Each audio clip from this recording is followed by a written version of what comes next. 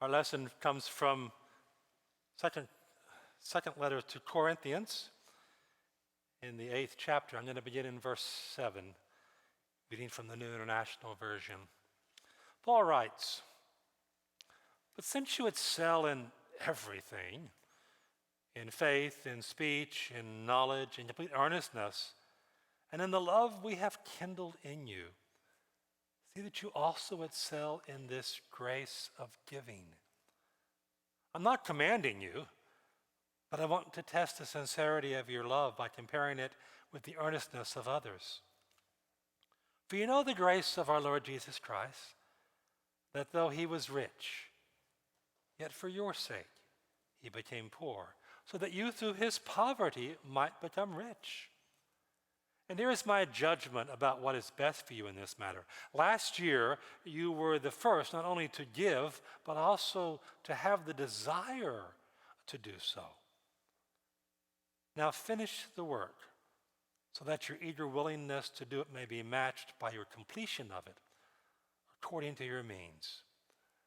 For if the willingness is there, the gift is acceptable according to what one has, not according to what one does not have." The word of God for the people of God. Thanks be to God.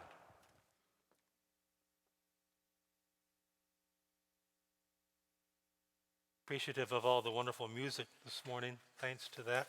I did notice during the bell song that William kept flirting with one of the women in the handbell choir up in the front. Not sure who that was.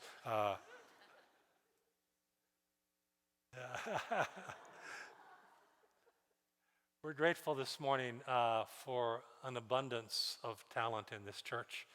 Helen Fawn is here this morning for this. Many of you know Beth McConnell. Her father passed away from us this week, and so she is tending to family business, and we pray for the McConnells in this time. They are dear and precious parts of this faith community. So last week we talked a little bit about King David and his insistence on purchasing for full price the threshing floor of Araunah in order to make his sacrifice to the Lord, one that would not cost him nothing. And I suggested that what David's action showed us was an example of a full price faith. I appreciate all the positive feedback that I received from that message. Some of you were just very generous in your comments. Others noted with, I think, gratitude that I did not define one single Greek or Hebrew word during that sermon. What the feedback really told me, though, is that what most of us are looking for is not what costs us the least, a cut-rate Christianity, but what matters the most. So as we come to a Commitment Sunday, I want to go just a little further and talk today about not only having a full-price faith, but also having a finish line faith as well. Queuing off of these words to the Corinthians, that we bring to completion the act of grace on our part and finish the work, so that our eager willingness to give may be matched by our completion of it. Now, Paul tells us that if the willingness is there, the gift is acceptable to God, not according to what we don't have, but according to what we do have. And when it comes to the area of our faith, the truth is that you and I are absolutely free to do as much or as little as we want to. We can give a lot, we can give nothing. 9 times out of 10, no one's ever even going to know about it, much less say anything about it to you. I do remember once that a story President Johnson told of an IRS agent who contacted a pastor, and he said, one of your parishioners reported giving $20,000 to the church. Is that true? And the pastor said simply, if it's not, it will be.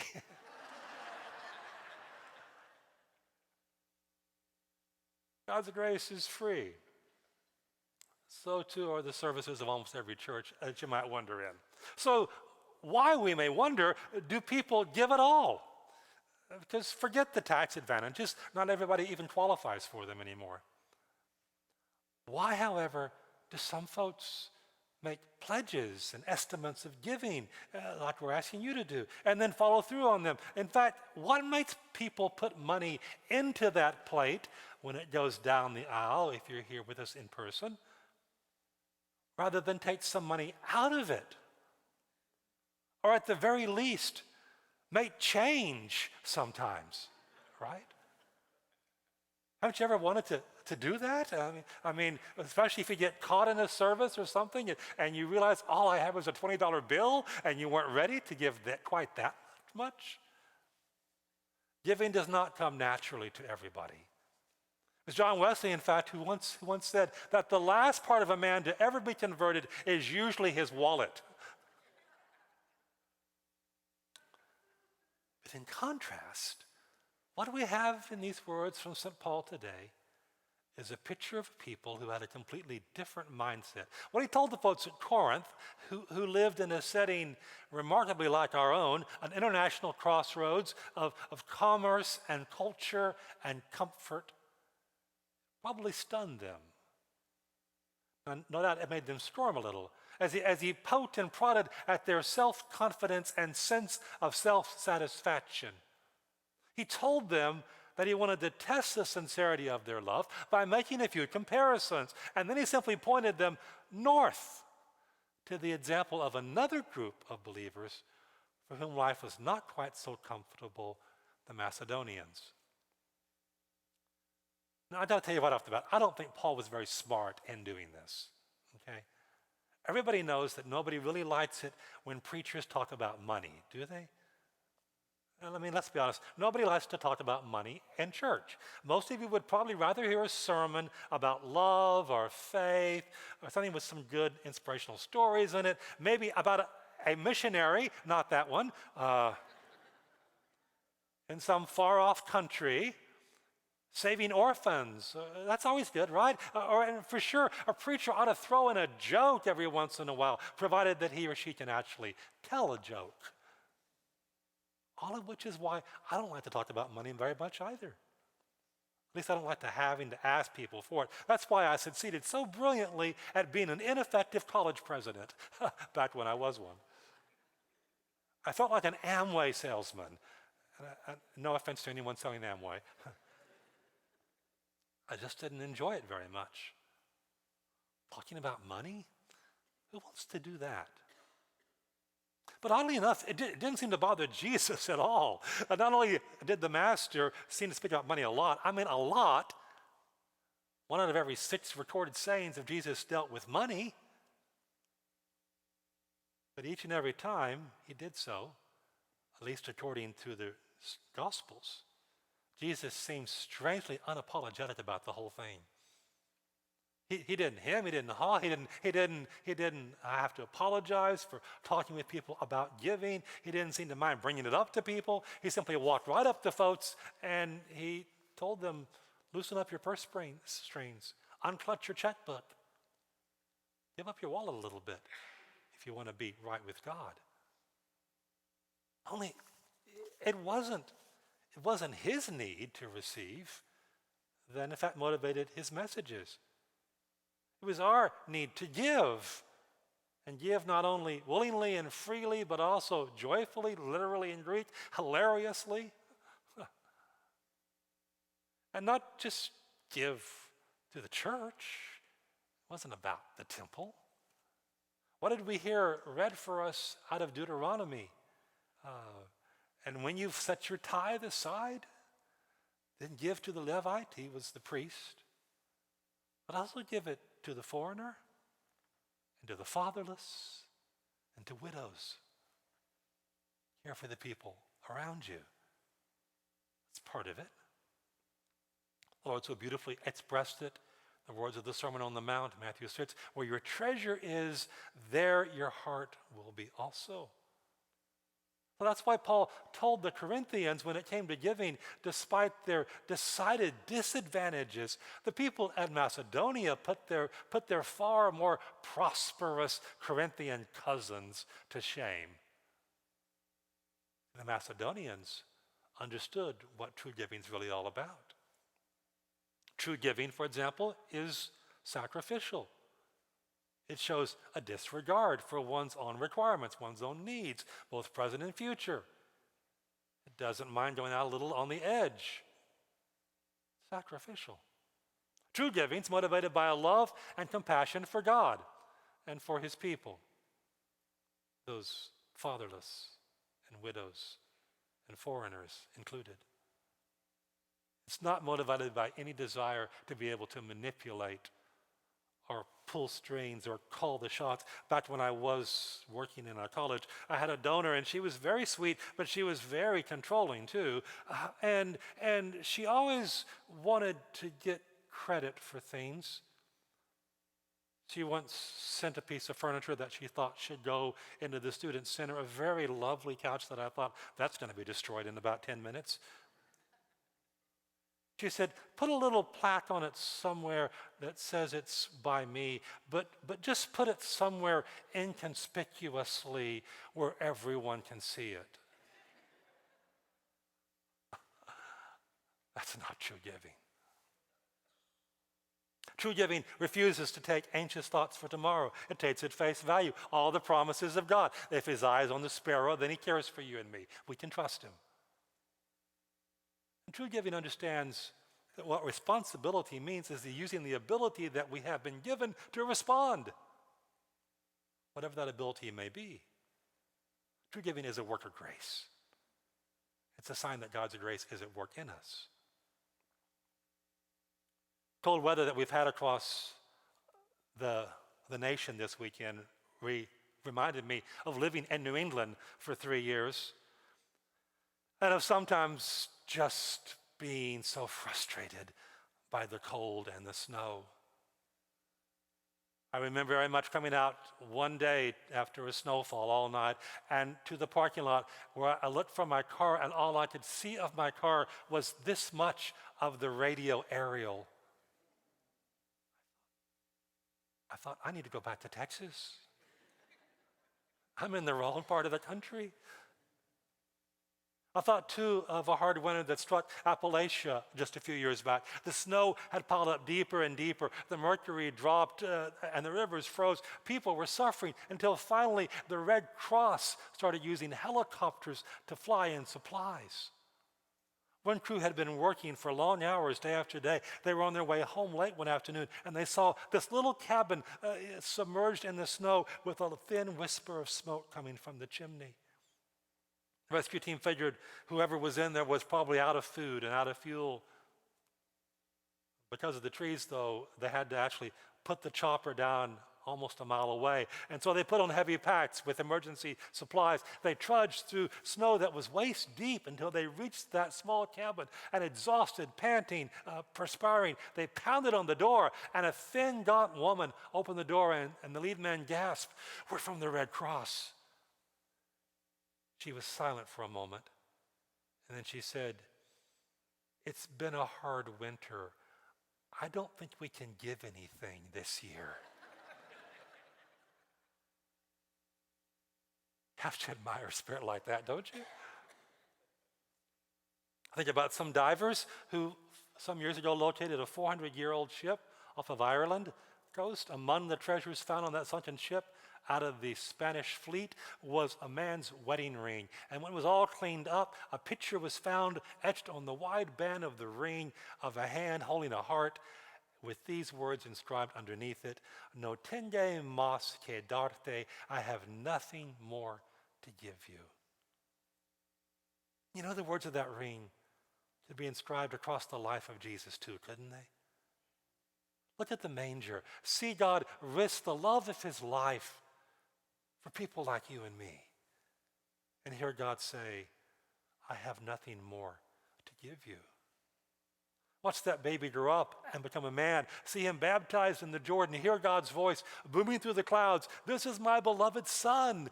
I have nothing more to give you. See that man go to a hillside carrying his own cross. Look upon that awful sight and hear God say to us, I have nothing more to give you.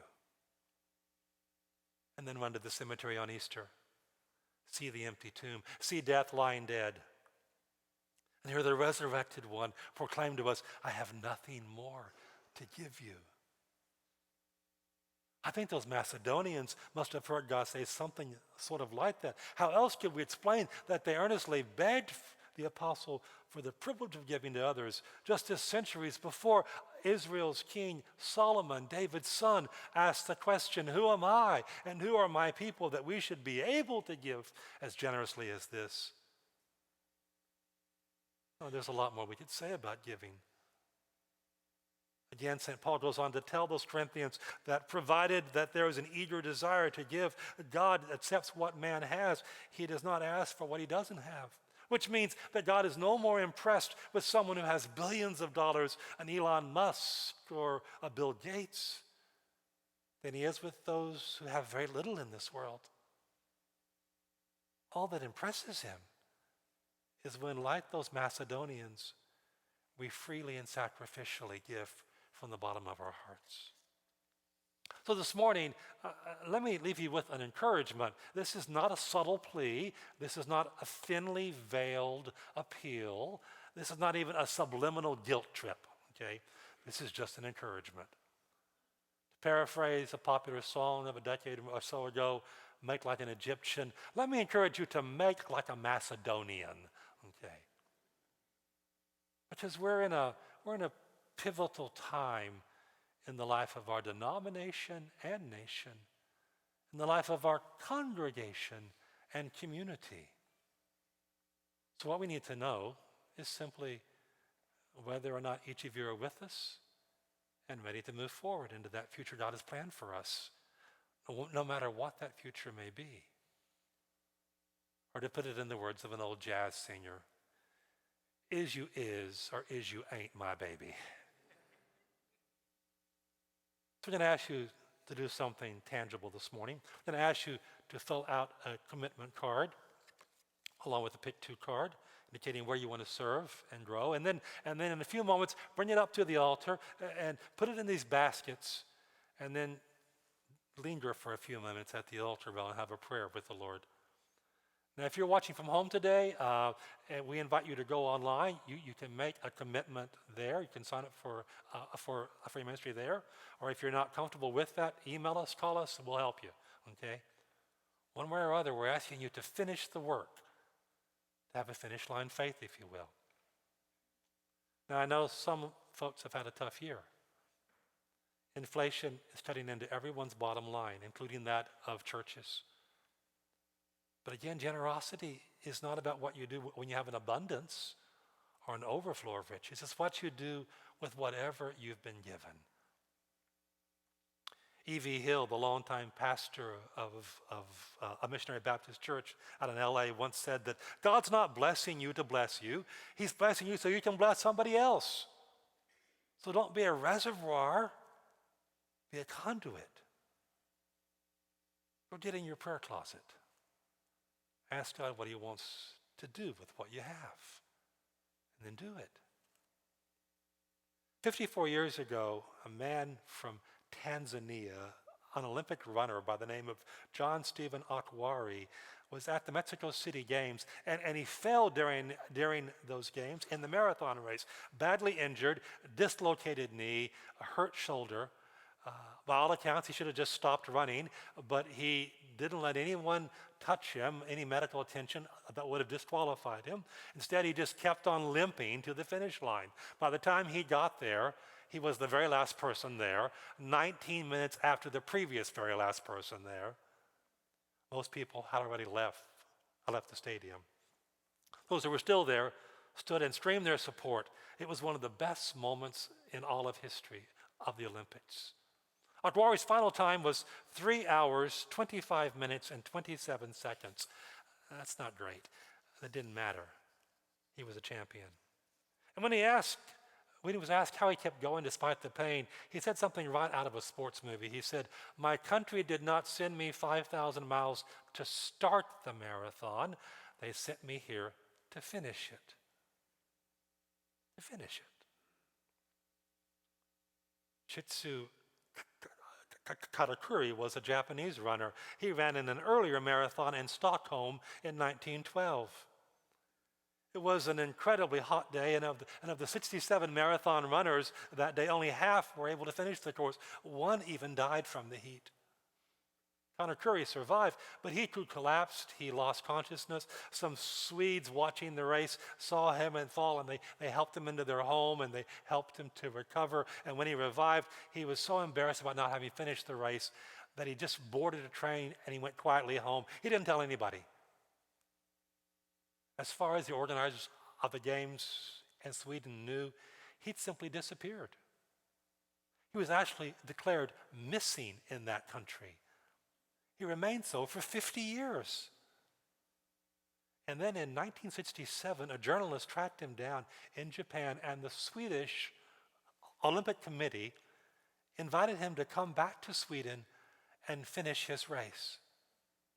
He accepted the invitation. Despite being 75 years old, he happily ran out the remainder of the race. He officially became the slowest marathon runner ever. He had an official time of 54 years, 8 months, 6 days, 5 hours, 32 minutes, and 20.3 seconds. It was a long trip, he said. Along the way, I got married, had 6 children, and then 10 grandchildren. But he finished. Which brings it back to you and me. What was it Paul wrote? "Here's my judgment about what's best for you in this matter," he said. "Last year, you're not only the first to give, you also have that desire. Now finish the work so that your eager willingness to do it may be matched by your completion of it. It may take a lifetime. But does anybody here want to join me in pushing on to that finish line faith?"